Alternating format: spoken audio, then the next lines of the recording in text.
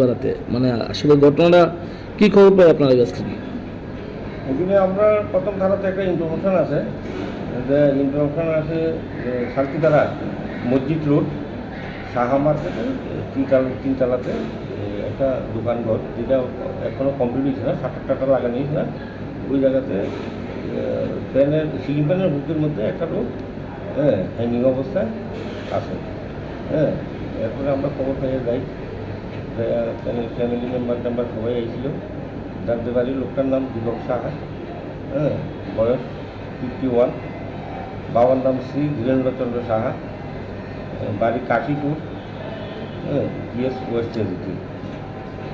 একটা ডাক্স দোকানের ওনার medical distributor আর কি, জয়রাম ডাক রেজিস্ট্রেশন সেন্টারের মেন মালিক আর কি, ডিস্ট্রিবিউটার।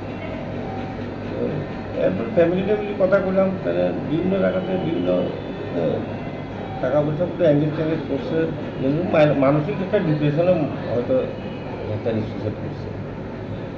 উনি আমাদের কাছে যতটুকু খবর, উনি ফাইন্যান্সিয়াল দিকে মানে কোনো সমস্যা আসলো না, তো কী কারণে আত্মহত্যা করলো আপনারা কীভাবে দেখছেন বিষয়টি?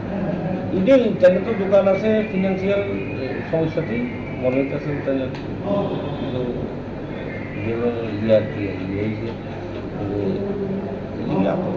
বাড়ির লোকের সাথে কথা কয়ে জানতে পারছেন যে কত টাকা উনি মানে মার্কেটে এরকম মানে না, বাড়ির লোক অ্যাকচুয়ালি তাদের মিসেসের সঙ্গে কথা বলছি বা তাদের ভাইয়ের সঙ্গে কথা বলছি, তারা এই বিরুদ্ধে কিছু করতে পারে না, কিন্তু অনেক টাকার ব্যাপার করা। পরিবারের তরফ থেকে কোনো ধরনের অভিযোগ করা হয়েছে আপনাদের কাছে? না, সিম্পল একটা অভিযোগ করা হয়েছে, যেটাতে আমরা আননেসারি একটা হ্যাঙ্গিং একটা ইউনিক এসেছে।